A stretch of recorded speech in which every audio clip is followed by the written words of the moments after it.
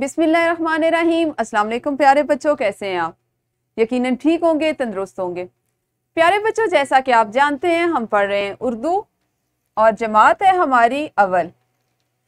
इसमें हमारे जो नज्म हम पढ़ रहे हैं उसका उन्वान है बारिश आई। क्या उन्वान है उसका?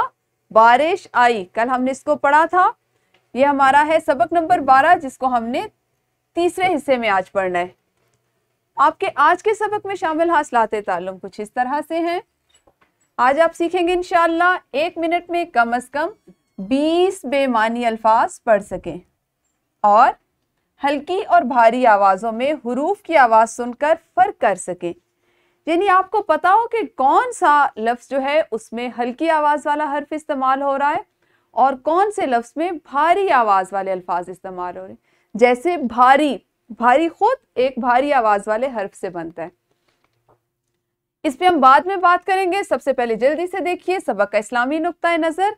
वही तो है जिसने तुम्हारे लिए ज़मीन को बिछोना और आसमान को छत बनाया और आसमान से मींह बरसाकर तुम्हारे खाने के लिए अनवाओ अक़साम के मेवे पैदा किए। बस जब तुम ये जानते हो तो दूसरों को अल्लाह का हमसर ना बनाओ।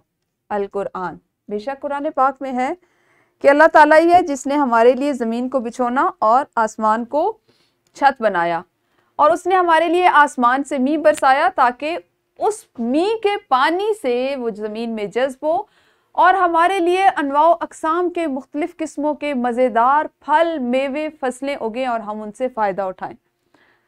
तो फिर क्या ऐसा ज़रूरी है कि हमें अल्लाह ताला के साथ किसी और को शरीक ठहराना चाहिए? बिल्कुल भी नहीं, कतन नहीं। हर हाल में हर वक्त अल्लाह के शुक्रगुजार रहें उसकी तमाम नेमतों पे, जिसका हम शुमार भी नहीं कर सकते, जिसको हम गिन भी नहीं सकते। उस पे, उन तमाम नेमतों पे अल्लाह का शुक्र अदा करते रहिए। शाबाश, जल्दी से कीजिए दोहराई। नज़्म हमने पढ़ी थी बारिश आई। इसमें आपने बारिश के बारे में क्या क्या इस नज़्म में आपको बारिश के बारे में क्या क्या बताया गया आपने ज़बानी बताना है। अच्छा, नज़्म को जहन में रखते हुए बताना है, ठीक है?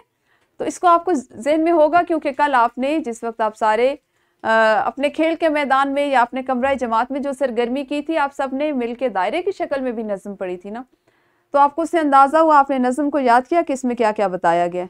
वीडियो को शाबाश यहीं पे रोकिए और अपनी मौल्लिमा को बताइए।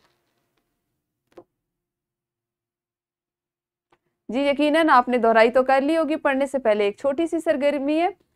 कुछ अल्फाज हैं आपके सामने, ठीक है? आपने मुझे बताना है कि इन अल्फाज के बोलने में क्या फ़र्क है। बहुत से अल्फाज ऐसे भी हो सकते हैं जो बेमानी हो, ठीक है? यहाँ पे एक लफ्ज़ है बहाई और यहाँ पे है भाई। क्या फ़र्क है इन दोनों में? मुझे सिर्फ यहाँ से बताएं, बाकी सरगर्मी आप अपनी मौल्लिमा के साथ कीजिएगा। बिल्कुल सही। ये हल्की आवाज़, इसमें हल्का आवाज़ का हर्फ इस्तेमाल हुआ है बे, बे, बहाई। और इसमें भारी हर्फ इस्तेमाल हुए भ, भ, भाई, बहाई और भाई। हल्की आवाज़ और भारी आवाज़। तो आप वीडियो को रोकिए, इन हरूफ को बोलिए, इन अल्फाज को बोलिए और हर लफ्ज़ में कौन सा लफ्ज़ किस आवाज़ को जाहिर करता है वो अपनी मौल्लिमा को बताइए।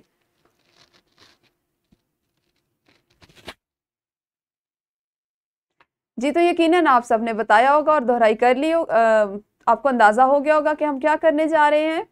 आज हमारा काम है हल्की और भारी आवाज़ों में फ़र्क करना सुनकर, ठीक है? मुख्तलिफ अल्फाज को सुनकर और इसके साथ ही साथ बेमानी अल्फाज को आज आपने पढ़ना भी सीखना है। जैसे अभी आपने देखा ये जो हमने ये सरगर्मी की थी, इसमें भी बहुत से अल्फाज ऐसे हैं जैसे वो जो बेमानी है, ठीक है?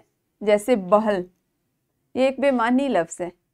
तो आज आप इसकी भी मश्क करेंगे और इसके लिए हमने आपके लिए जो चीज़ें बनाई, जो अल्फाज हैं वो इस तरह से हैं। विन, वताब, शताब, विल्म, वर्सी, वादल, वाना, शौकरी, वीज, वोतल, वड़का, शादमी, वैली, वाय, शाय, वर्ता, शोड़ा, वोटी, वानी, वमरा। ये तो वो अल्फाज हैं जिनको हम बेमानी अल्फाज कहते हैं। आप इनको अलग से बोलें तो इनका कोई मानी नहीं। जैसे दिन विन, किताब विताब या किताब शिताब या इल्म विल्म, ये हम अपनी बात को बढ़ाने के लिए, उसमें वज़न के लिए ऐसे अल्फाज इस्तेमाल करते हैं। इसके अलावा और भी बहुत से ऐसे अल्फाज हैं जिनको हम बेमानी कहते हैं। जैसे बातचीत। अब बात तो एक लफ्ज़ है लेकिन चीत क्या है? तो इस तरह के अल्फाज जो हमारी बोलचाल में इस्तेमाल होते हैं उनको बेमानी अल्फाज कहा जाता है, कि जिनका कोई मतलब नहीं होता, कोई मानी नहीं होता। आप उनको अकेले बोलें तो शायद वो अपना मतलब समझा ही नहीं पाते, वो पढ़े भी नहीं जाते। ऐसे अल्फाज को हम कहते हैं बेमानी अल्फाज। आप जल्दी से कीजिए एक इनफरादी सरगर्मी, हर बच्चा मतन सबक में दिए गए बेमानी अल्फाज 1 मिनट में पढ़ के सुनाई। यानी आपने ये वाले अल्फाज टाइम रखना है और हर बच्चे ने खुद से पढ़ना है। कोशिश करें कि 1 मिनट के कलील वक्त में ये तमाम अल्फाज पढ़ें। हाँ जी, आपकी इनफरादी सरगर्मी मुकम्मल हुई। हमारे पास है ग्रोही सरगर्मी। तलबा को 2-2 के जोड़ों में तकसीम करें और एक तालिब इल्म नज़्म में मौजूद सादा अल्फाज बारिश आई और दूसरा तालिब इल्म भारी आवाज के अल्फाज तलाश करे। 2-2 की जोड़ियों में करेंगे, जैसे कतरे, जैसे बारिश। कुछ बच्चे ऐसे अल्फाज तलाश करेंगे और कुछ बच्चे, दूसरा बच्चा जो है वो ठंडी, उसके बाद नन्हे, इस तरह के अल्फाज तलाश करेंगे, हल्के और भारी आवाज़ों वाले। तो शाबाश, वीडियो को रोकिए और ये सरगर्मी भी कीजिए। हाँ जी, आपने ग्रोही सरगर्मी भी मुकम्मल कर ली। मश्क में हमारा जो काम दिया गया उसको देख लेते हैं। आपके पास ये एक सवाल है, आप एक नज़्म है सावन रुत। आपने बारी बारी इस नज़्म को बुलंद आवाज़ से जमात में पढ़ना है और भारी आवाज़ वाले हरूफ की पहचान करनी है, ठीक है। जैसे सबसे पहले मिसरे में सावन की बदली छाई है, इसमें छाई, क्या अलबेली रुत आई है, लो बरसे बादल छम छम, गर्मी का जोर हुआ कम। तो इस तरह पढ़ें और जो बच्चा पढ़ रहा होगा, बाकी बच्चे अपनी किताब पर जो भारी हरूफ वाले अल्फाज हैं उनको इस तरह से उनके गिर्द दायरा बनाएं।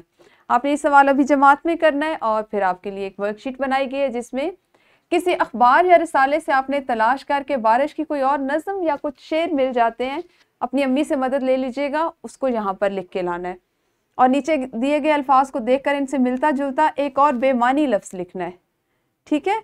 जैसे ये भी बेमानी है तो आपने भी जो नया लफ्ज़ लिखना है ना वो बेमानी हो, बामानी ना हो। अच्छा जी, घर के काम में ही शामिल है वालिदैन से पूछकर कोई से 20 बेमानी अल्फाज कॉपी पर लिखने हैं और कमरा जमात में उसकी बुलंद खानी करनी है। सिर्फ ऐसा ही ना हो कि अम्मी से पूछ के बहुत से अल्फाज लिख तो ले लेकिन आपको खुद भी वो बोलना ना आते हो। आपने ना सिर्फ उन अल्फाज को लिखना है बल्कि कल जमात में सब बच्चों को पढ़ के भी बताने हैं, ठीक है। ये था हमारा आज का काम। कल इंशाअल्लाह इसी सबक को अगले हिस्से में पढ़ेंगे। कल तक आप सब अपना बहुत ख्याल रखिए। अल्लाह हाफिज़, शुक्रिया।